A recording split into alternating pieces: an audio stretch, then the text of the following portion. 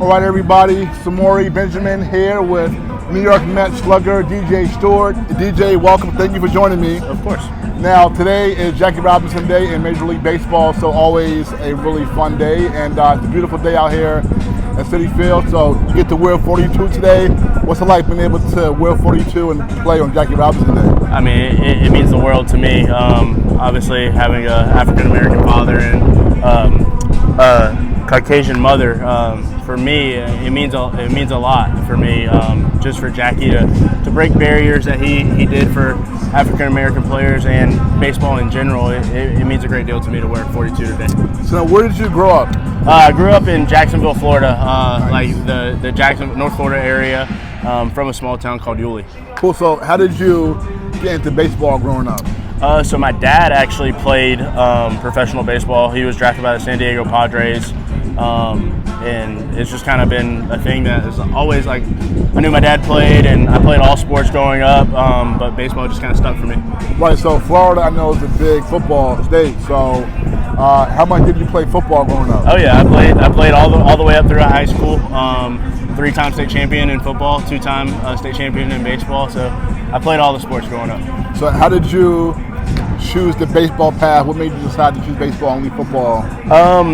It was a little bit of knowing that my skill set, like I was good at baseball, I was good at football, but everyone told me that like if you really run with this baseball thing, we think it could do something. So I just kind of wanted to focus, once I got to college, focus on one sport, and I chose baseball, just knowing like longevity-wise, my body will probably hold up a little bit more and see where it takes me, and it's gotten me here. As a kid growing up, did you have a favorite team, favorite player? Yeah, I actually grew up a Braves fan. It's kind of crazy saying that, playing for the Mets now. But I was a big Chipper Jones fan, Andrew Jones fan. So watching them, I would always be at my grandparents' house after school, and they were always like the day game. So I would watch them growing up. My favorite player, I've had a few. I mean, I liked watching Jeter, even though we don't play the same position. I kind of grew up liking Josh Hamilton as well, just a lefty power hitter. So those are some of my favorite players. Cool. Now, growing up in Jacksonville, Florida, how many of your Afro-American peers did you see interested in baseball? I saw some interested, but not too many of them playing, just because I think, it's not you don't see many African Americans honestly playing. I mean, obviously the game's growing more and more these days, but I just think that they choose other sports in the long run. Now, you said when you got to college, that was when you really made your decision to take baseball more serious than football and all that. So what school did you go to? I went to Florida State. Florida State, wow, yeah. Nice, man. So did you have a chance to play football there? I would joke with my coaches all the time because we had Jameis Winston on our baseball team, who was a quarterback at Florida State. He played both sports, so I would always joke with our baseball coaches that I was going to go over there with Jameis and play football as well, but they weren't having that. Coach Fisher would always be in our practices and in the dugout during games, and I would like, Coach, I'm going to come play football for you. He was like, come on, but I never did it. And even though you were part of, you said 3 state championships in high school, they never gave you a chance to play football. They didn't need me. They definitely didn't need me. I was good at football, but they won the national championship while I was there. They didn't need me. Yeah, you're right about that. One of the champions there. Yeah, you're right. Now, Jameis, okay, yeah, I remember him playing baseball, and he was a pitcher, right? Yeah. And outfielder, I think. Yeah, exactly. Yeah. So what kind of baseball player was he like, and how was it being teammates with him? He's one of the best teammates I've ever had in my entire playing career in any sports. He's a great leader of men. Really good competitor. As a baseball player, I mean, I honestly think he could have made it to the big leagues as a pitcher, either a starting pitcher or a relief. He closed for us. He was like 96 to 98 as a closer with a wipeout slider. Obviously, he chose the football path, but I think if he would have played baseball, he could have made it here. Nice. So now you made it here. So obviously you did damage in the ACC. What was it like just being in the ACC and playing against those teams like Clemson and I guess Wake Forest, North Carolina, and Duke? How was that? Yeah, it was awesome. I mean, you see guys that are in the big leagues now that I played against in college. Trey Turner, Carlos Rodon, they both went to NC State. The competition was great. I mean, the rivalries that we had being at Florida State with Miami and Florida. Obviously, I played against Pete and Harrison growing throughout college. So And Buck with Miami. Exactly.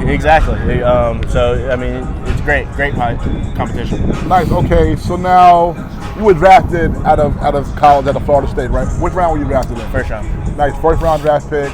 Was it by Baltimore or somebody else? Yeah, Baltimore. Okay. 'Cause I remember you definitely making your debut with Baltimore and all that. So now when you get drafted in the first round, that's major. How was that feeling for you? Oh, I mean, it was great. Combination of all the hard work that I've put in. But at the end of the day, I mean, it doesn't matter where you're drafted. It all starts over again once you get into professional baseball. Real quick, what do you remember about just playing against Pete Alonso and Bader in college? They're always tough competitions. They always had our number. Their pitching staff was unbelievable. Like you said, Puck with Miami. I think he's starting again this year, but great competition. They're always like heated battles, but they always came up on top. Yeah, definitely. Florida Gators, Florida State, definitely a big rivalry. Now, minor leagues, one reason that over the years just doing stories on the decline of Afro-Americans in Major League Baseball, and one thing that people say is one reason why Afro-Americans, some athletes don't choose baseball because minor league system is very tough. It's a grind, unlike the other sports where you drafted right to the major team, the major league, the pro team. Mm-hmm. Baseball, you got to go through that long minor league grind. So how was your experience in the minor leagues? Like you said, it is a grind. You're in different, very small towns each night, long bus rides. It's definitely a grind, but I think that if it's something that you put your mind to and it's something that you really want to do, you'll do it. I mean, you're seeing more and more African-American players play, and everyone's got to go through that, but it's just part of the process. Nice. Okay, now you make your debut with Baltimore. What year was that? 2018. 2018. Okay, Buck Showalter was there still, right? He was. Okay, now what do you remember about just your major league debut for the Orioles? Mine was. I remember a lot about it. So our minor league season was over. I was home. I was home for like a week or 2 weeks, and then got the call to come up in September.